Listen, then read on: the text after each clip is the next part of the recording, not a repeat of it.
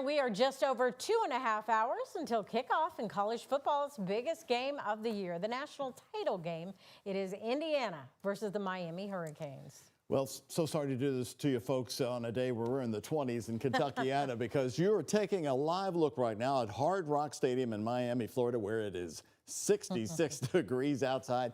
Fans will soon be watching kickoff to the college football national championship game. And we have crews in Southern Indiana, and our sports director, Ken Spencer, is going to break down the game for us at 5:30 in just a little bit. Hello, everybody. A lot to bring you. I'm Doug Proffitt. And I'm Connie Leonard. First, we are headed down south as we begin with our team in Miami. Let's go now to sports reporter Sarandon Raboyne with more. All right, break out the sunscreen, Connie. Sarandon, you've followed Indiana right through the playoffs, and you've been talking to people there in Miami about Indiana's truly amazing quarterback. Yeah, guys, I mean, you mentioned it. It is a gorgeous day here in Miami for the national championship. I'm so sorry you have worse weather back at home. But Fernando Mendoza has been an incredible story for the Indiana Hoosiers. He was only the third Latino ever to win the Heisman Trophy. And as we found out, his community here in Miami, his hometown, is cheering him on all the way.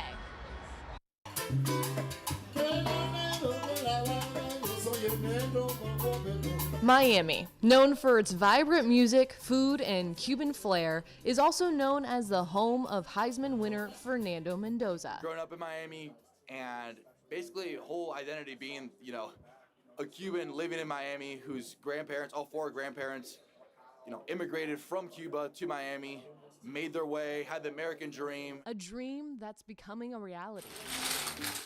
We have very grand community. Domino Park brings people together in Little Havana. Community meets strategy and passion for a game much like El Indiana Fernando Mendoza. Fernando Mendoza, yeah, he's really good. Really. Grande significa de tener una quarterback en el campeonato nacional.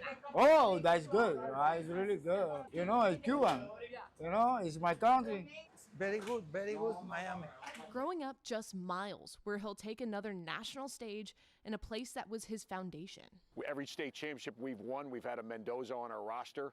It's a chapter he shares with Miami head coach Mario Cristobal and others who will take the field Monday night. We're all cut from the same cloth of that grit, the hard work, and that brotherhood. I think it's just a great clash. I know someone who's like, oh, it's a Cuban Bowl, it's a Christopher Columbus Bowl. And so just what a great opportunity. And an opportunity for those who admired his journey to see him in his element. He's a man who's deadly serious about football, loves the game, has absolute passion to get better at football. He's a great teammate, and that's one thing I don't think people realize so much. You want him on your team.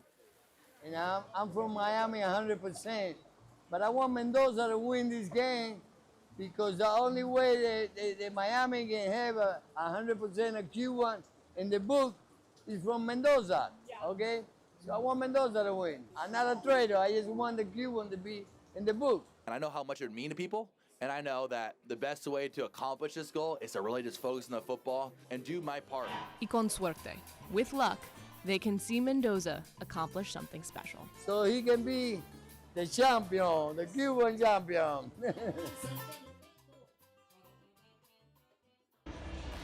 It's been a really interesting storyline to see Fernando come back to his hometown to try to win the Hoosiers' first ever national championship. But coming up at 6, we are going to look at the other Miami quarterback, Carson Beck, and how they compare to each other. Sarandon, thanks so much. And take a look at this video out of Bloomington, Indiana today, right in the heart of IU's main campus. Fans lining up outside this local bar. They are waiting and waiting in this cold weather to get inside to support the Hoosiers tonight. Yeah, our sister station in Indianapolis reporting that some of those fans had been waiting out there since last night, if you can believe that, in bitter cold. If Indiana completes the perfect season tonight, Coach Kurt Cignetti is in for a major bonus. So how much money will he get if Indiana wins the national championship?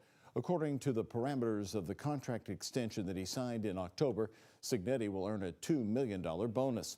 If the Hoosiers lose, Cignetti will still earn $1 million for being the national runner-up.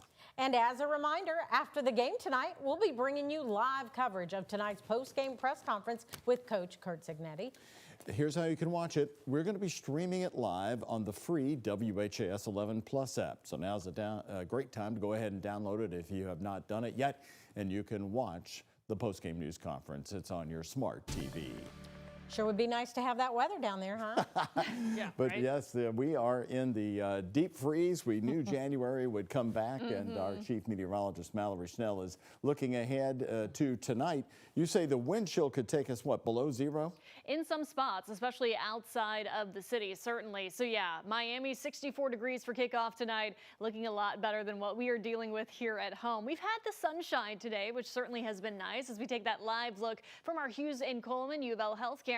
But temperatures have struggled to warm past the 20s for most of us. We're still sitting at 21 degrees in Jasper, 26 in E-Town. We're down to 23 in Louisville. That was behind a reinforcing cold front today, and that has dropped our wind chills into the teens and single digits already at this 5 o'clock hour. Now, wind gusts have been up to 20 to 25 miles per hour today. I will say these winds should gradually decrease as we head over the next couple of hours. So that should help a tad with our wind chills. We are expecting mostly clear to partly cloudy skies, and those overnight lows will be dipping down into the single digits for most of us by tomorrow morning. But something I want to point out, on top of everything else we have going on, we have a KP index of 8 tonight. That means if this holds, yes, we could see the northern lights as far south as Kentuckiana just after sunset, so you may want to peek outside. Just make sure you are bundled up. I'll have more details on this coming up throughout the newscast, but for now, I'll send things back over to you guys. All right. Thank you so much, Mallory. Police are searching for a suspect who they say shot an Indiana judge and his wife Sunday afternoon in Lafayette, which is northwest of Indianapolis. According to the release from the Lafayette Police Department, Tippecanoe County Superior Court Judge Steve Meyer and his wife Kim were the two people who were shot. Both the judge and his wife were taken to a nearby hospital with an arm and a hip injury. That investigation is ongoing. And happening today, you might hear the sound of the Givaudan plant being demolished in the Clifton neighborhood. It's finally underway. Yeah, the wrecking permit allowed crews to start tearing down what was left of that plant. The Givaudan plant exploded in November of 2024, killing 2 people inside. Investigators found a pressure valve failed on a giant pressure cooker.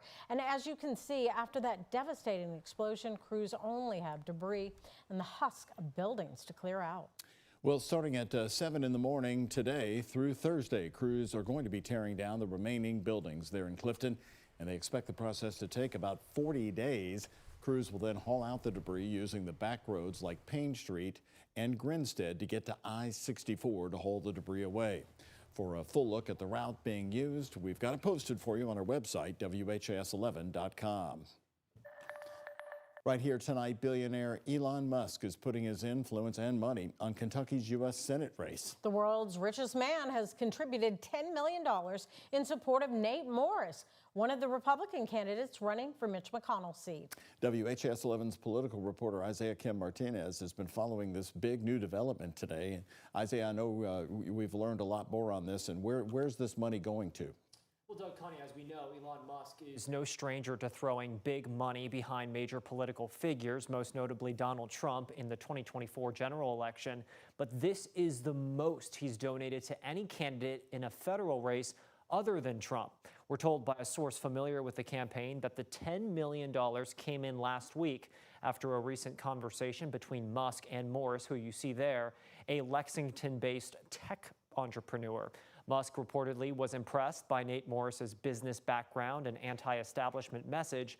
Morris is wealthy and has no problem self-funding much of his campaign, but political science experts tell me this is less about the money and more about the name that comes with it. Now, to be clear, Musk's massive contribution here is going to Morris's super PAC. It's called Fight for Kentucky. Musk was once one of Trump's top advisors at the beginning of the president's second term before the two publicly soured on each other. Trump himself has not yet made an endorsement in Kentucky's U.S. Senate race. Doug, Connie.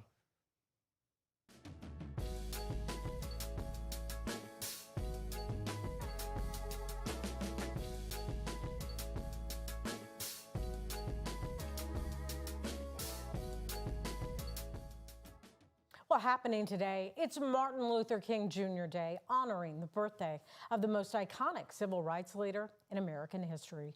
Born in 1929, King's involvement with the civil rights movement dates back to the 1950s. He led the Montgomery bus boycott in 1955 after Rosa Parks famously refused to give up her seat to a white passenger. King quickly became the de facto face of the growing civil rights movement.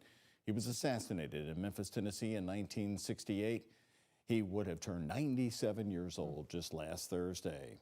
Here in Louisville, where he visited often during the 60s, his legacy continues so many years later. To honor him, people gathered in West Louisville this morning for the 54th annual Dr. Martin Luther King Jr. Motorcade. We have a dream! We have a dream! Well, the day started with a prayer for peace and nonviolence, followed by the motorcade. We talked to folks who told us that keeping Dr. King's spirit and message alive at Louisville is essential. Bishop Dennis Lyons told us how unity like this benefits the young people of Louisville. One of the things that we want our children to know that we can overcome if we continue to be consistent in our protests and consistent in our working together. Dr. King was last in Louisville 1 year before he was assassinated. The motorcade ended at the King Solomon Baptist Church today for the service. Bishop Lyons told us he hopes this will eventually turn into a parade with bands and people marching on foot.